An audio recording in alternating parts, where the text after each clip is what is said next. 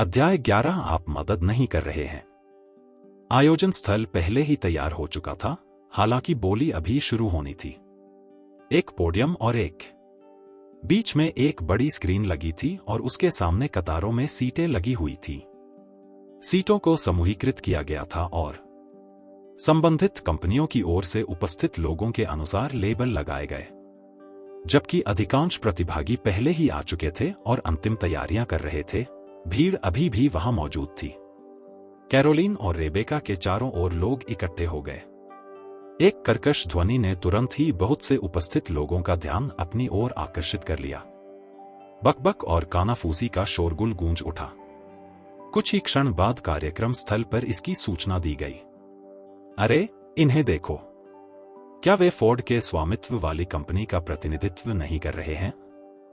आखिर वे क्या कर रहे हैं? यहां किस लिए आ रहे हो? बोली का मुख्य फोकस एटलस ब्यूटी की नवीनतम उत्पाद श्रृंखला का अनुबंध होगा और एटलस का इस इवेंट पर पूरा दबदबा है। इसमें सबसे आगे रहना और जीतना बेहद मुश्किल है। मैंने तो यह भी सुना है कुछ शीर्ष विज्ञापन एजेंसियां इसे हासिल करने में कामयाब नहीं हो सकी। खैर, मुझे लगता है कि वे फोर्ड के औपचारिक तोप का चारा बनने वाले हैं। क्या यह वेस्पर कॉरपोरेशन का महाप्रबंधक मार्टिन बेली नहीं है?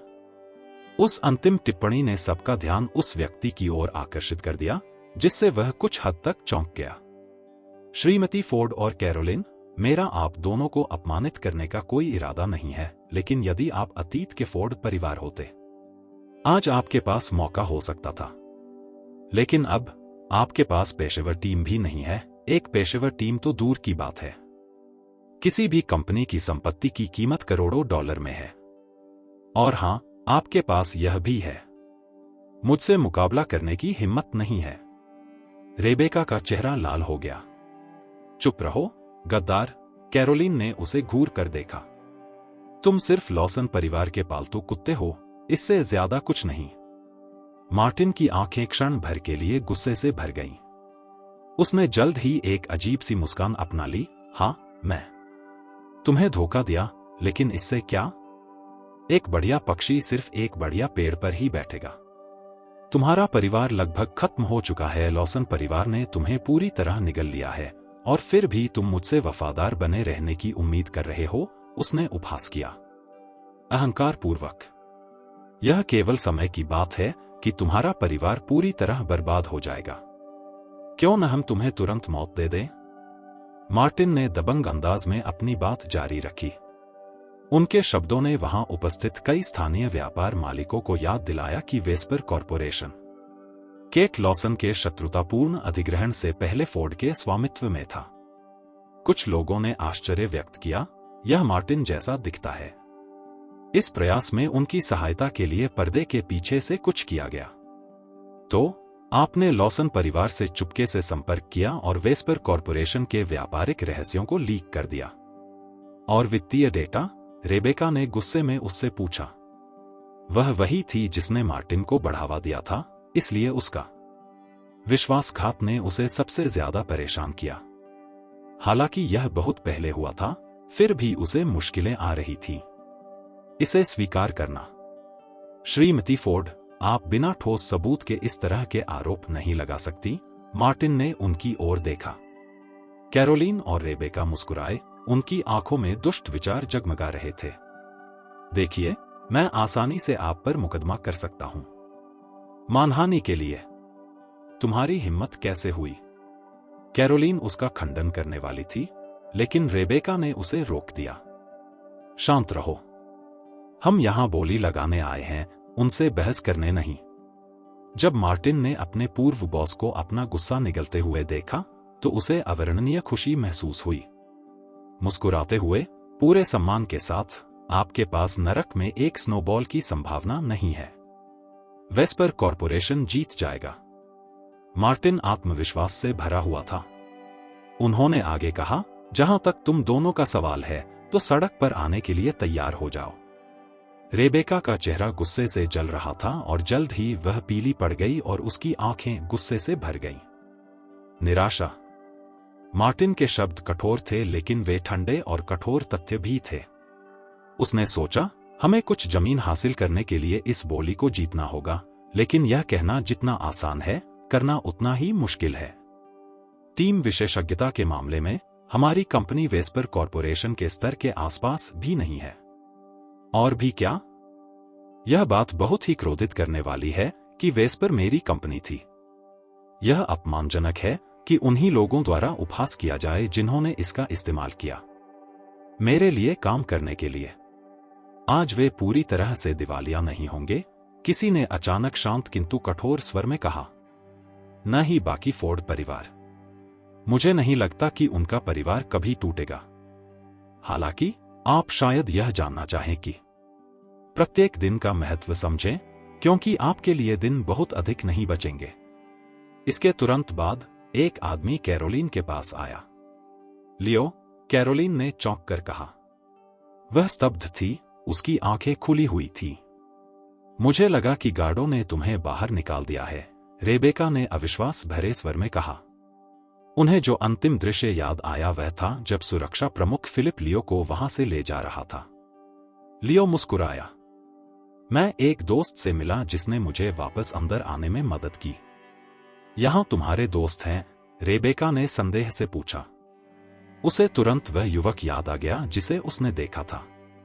मैं जस्टिन कॉक्स के साथ गलियारे में पहले भी घूम चुका था, लेकिन इससे इतना आश्चर्यचकित हुआ कि आगे कुछ पूछ नहीं सका।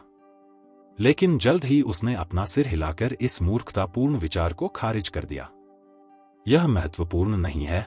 लियो ने मार्टिन पर एक त्वरित नजर डाली और पूछा, तो आप महाप्रबंधक हैं वेस्पर कॉरपोरेशन? तुम कौन हो? मार्टिन ने लियो की ओर देखते हुए पूछा। वह लियो को पहचान नहीं पाया, लेकिन यह बता सकता था कि उसका पहनावा कैसा है। इसकी कीमत मात्र $200 से अधिक नहीं थी। मिस्टर बेली, वह एक सहायक जैसा आदमी मार्टिन के पास झुका और उसके कान में कुछ फुसफुसाया। मार्टिन ने तुरंत हंसते हुए कहा, मैं सोच रहा था कि वह इतना सादा क्यों दिख रहा है, लेकिन अब पता चला कि वह ऐसा ही है। लॉसन परिवार में 5 साल पहले शादी करने वाला एक असफल व्यक्ति। वह शादी की रात भाग गया, लेकिन इस प्रक्रिया में फोर्ड परिवार भी बर्बाद हो गया। वाह, आप वाकई जानते हैं कि कैसे प्रभाव छोड़ना है। बोलते समय उन्होंने लियो की ओर व्यंग्यात्मक ढंग से अंगूठा भी दिखाया। कैरोलिन और रेबेका के चेहरे तुरंत काले पड़ गए। यह न केवल चेहरे पर एक तमाचा था, बल्कि जले पर नमक छिड़कने जैसा था। हालांकि मार्टिन को इसकी बिल्कुल भी परवाह नहीं थी। उसने अपना चेहरा उपहास से भरते हुए कहा, क्यों? तुम 5 साल से फरार चल रहा हूं। क्या? तो अचानक तुम में हिम्मत आ गई और वापस लौटने का फैसला कर लिया? श्रीमती फोर्ड, आप ऐसे कृतघ्न, निकम्मे व्यक्ति को परिवार में वापस कैसे आने दे सकती हैं? और यह तो बताने की जरूरत ही नहीं है। क्या आप जानते हैं कि यदि मिस केट लॉसन को पता चल गया तो फोर्ड परिवार का क्या होगा? लेकिन चिंता मत करो, मैं पुराने समय की खातिर इस रहस्य को बनाए रखूंगा। वह व्यंग्यात्मक ढंग से हंसा। चुप रहो, रेबेका चिल्लाई और चाहती थी कि वह अपने नाखून उसके आत्मसंतुष्ट चेहरे पर गड़ा दे। क्या आपका काम हो गया? लियो शांत रहा। उसने मुस्कुराते हुए कहा, मी बेली, क्या यह कभी आपके साथ हुआ है? अपने मन में यह बात रखें कि यदि एक दिन आपका भेद खुल गया तो न केवल आप बोली हार जाएंगे, बल्कि जेल भी जाएंगे। कॉर्पोरेट जासूसी के लिए? क्या ऐसा है? मार्टिन ने भावशून्यता से उत्तर दिया और ऐसा लगा कि उसे इस पर बिल्कुल भी विश्वास नहीं है। फिर उसने एक गोली चलाई। लियो, कैरोलिन और रेबेका की ओर सहानुभूति भरी नजर से देखा। उसने सोचा, ऐसा लगता है कि वे अभी भी कुछ नहीं जानते। वेस्पर कॉरपोरेशन की उत्कृष्ट टीम को छोड़कर मैं इसे जीतना सुनिश्चित करूंगा, खास तौर पर जेसी वॉटसन से मेरे संबंध के कारण। वह विज्ञापन विभाग के प्रमुख हैं। वहां एक विभाग है और बोली लगाने के लिए भी जिम्मेदार है। बस इतना याद रखो, तुम लोगों को जीतने की कोई उम्मीद नहीं है। यह कहकर वह इतराता हुआ चला गया और यहां तक कि उत्तेजक ढंग से लियो के कंधे से टकराया। कैरोलिन और रेबेका क्रोध के कारण पहले लाल और फिर सफेद हो गईं। कैरोलिन ने तो पैर पटकते हुए कहा, वह लॉसन परिवार का एक गुलाम है। इसमें क्या है? गर्व करना चाहिए। लियो ने उसे दिलासा दिया, इस बारे में परेशान होने का कोई मतलब नहीं है। क्या मैंने आपसे आपकी राय पूछी? लियो की बात पूरी होने से पहले ही कैरोलिन ने अधीरता से उसे टोक दिया। मैं उपन्यास नहीं लिखती। मुझे पता है कि तुम यहां कैसे आए, लेकिन कृपया, क्या तुम अपना मुंह बंद रखोगे? लियो ने थोड़ा रुककर पूछा, क्या मतलब है तुम्हारा? कैरोलिन का स्वर उदासीन था। तुम मुझे बीमार कर देते हो, तुम्हें पता है? जो कोई भी तुम्हें देखेगा वह तुरंत 5 साल पहले का वो कांड याद है। क्या तुम हमारे परिवार से दूर रहोगे? पिताजी ने कहा कि यह नीलामी हमारे अस्तित्व के लिए बहुत महत्वपूर्ण है। अगर आपकी वजह से इसमें गड़बड़ी हुई तो मैं आपको कभी माफ नहीं करूंगा, नहीं, मेरे जीवन भर के आराम के लिए।